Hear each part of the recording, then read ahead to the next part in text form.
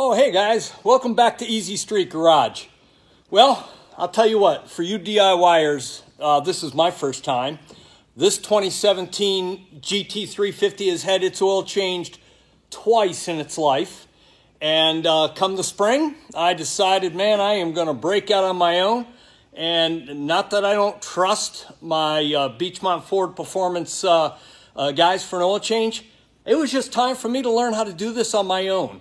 That's why I have the car. It's a hobby for me. So, you know what? I decided to break in on it and do it myself. So, here's the deal. For those that are a little bit leery of changing their own oil, I've gone ahead and I've worked forward a few steps. But I've got some tips that I thought were helpful for me. I want to share them to you. And then at the end of this video, if you don't mind, share some of your videos and your suggestions with me as what made it easy for you to change your own oil in your GT350. So basically, you know, I started out, I do have my own lift, which makes it a lot easier. So I will say, as opposed to peeling off the wheel, you know, taking the wheel off and coming up underneath the wheel well to get to the oil filter, this makes it much easier. So I'm blessed with the lift. So the first thing first is, of course, we drained the oil, and I'll tell you what, guys, I went ahead and I changed out. I don't have it with me here, but I went ahead and I changed out my plastic oil plug, and I put a brand new oil plug in here. Okay, and important enough to let you know that I did put oil on the O-ring before I inserted it back into the plastic oil pan. So a new oil plug, $3 and I think 50 cents. It's worth it. You should do that. So that's one tip. Okay, so once I got that off, then the challenge for me was getting up through this access hole and getting to the oil filter. So I'm not bright enough to do this, but my son had an excellent tip for me. You know, we had the socket. In this case, this is it's a 7/8 inch socket that fits the Shelby GT350 wrench. And yes, I did use the wrench with my VIN that they sent me. Most of you will be saying, don't do that, but whatever. I used it. That's what they sent it to me, and that's what I'm doing. So I've got a 7/8 inch socket that went on here. The problem is when you get up onto the oil filter and you've got your ratchet, it's really a tight fit to get all this up there in one package, all right? So, as I said before, my son had this wonderful idea, and he came in to give me a hand. He took a 7/8 inch socket, and what we did basically is we milled it down. Just enough where you could put the socket onto the wrench, and then also with the oil filter attached to it, I was able to get this whole package up in that access hole here. And so basically you get the whole package here. You go up in to the hole. It fits right onto the filter, and I'm able to get it off, loosened it up without a problem. Felt very comfortable doing that. And then the next piece of the puzzle, guys, was getting that oil filter out and just one-handed spin it, spin it, spin it. I actually came up through this hole over here to clear and you know, so I didn't have oil running down my arm.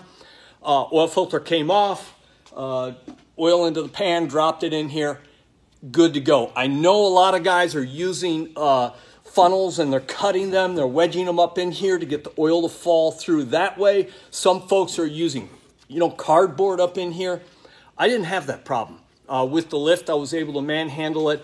I will tell you that I did put some absorbing oil absorption or spill absorption mats up in the pan here just to catch anything that might come out. So I did that, and it actually, I did get a little bit, and it caught it, so I was in good shape. Felt really, really confident about what I accomplished doing it that way. So there's maybe another tip for you as it relates to, you know, this method if you have a lift, and that's one of the key pieces to the puzzle.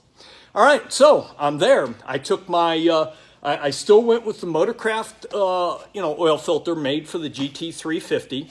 And so I took my filter and I lubed the O-ring, the flat O-ring on the top, put a little bit of oil into the oil filter, let it absorb into the material, the cloth, and then I put it back up in here, hand tightened it, and then I just reversed the process that I did before. I took my milled socket, I took my torque wrench, and then basically I was able to go up into that access hole with this whole configuration just like this.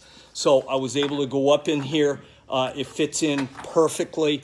I went ahead and torqued it down to the 16 to 18. I think I put 18 foot, I know I did. I put 18 foot-pounds on it, or pound-feet of torque for us engineering types. So I know it's torqued properly. I know that it's reassembled properly. My plug is in. And so at this point, I'm going to reattach my cover plate. And then what I'm going to do is a little bit different than what my dealer has done in the past. I checked into this. I researched it. I feel very confident about where I'm going. And I know maybe some of you might suggest other oils that work well with the GT350. But I got a lot of recommendations on AMSOIL. And so I went with AMSOIL. Obviously, it's the 5W50 spec. And I've got my 10 quarts here. And I'm going to go up top next. Well, I'm going to lower the car. I'm going to go in. I'm going to top it off with 10 quarts of 5W50 AMSOIL. And I heard a lot of folks talk about oil consumption issues. And I, for one, am using 1 quart of oil every 1,000 miles. And so a lot of folks have said that this has reduced a lot of their oil consumption in their GT350s with the flat plane crank. And so I'm kind of excited to see how that works. And I'll report back to you later on what I find. What I'm going to do is I'm going to do an oil study on it, basically. Same thing Ford did. I went to my dealer and they basically did a great job of, marking the dipstick, sealing it back up, told me, go drive 1,000 miles, come back, and we'll check it and see what it looks like. I did that. I drove my 1,000 miles. I came back in. They looked at it. They said, used 1 quart of oil. Exactly what I thought. And so they put that into my records. Now I'm going to do it again using AMSOIL and just see what the difference is. And I will report back to you guys on that in short period of time because I hope to go out and do a bunch of driving.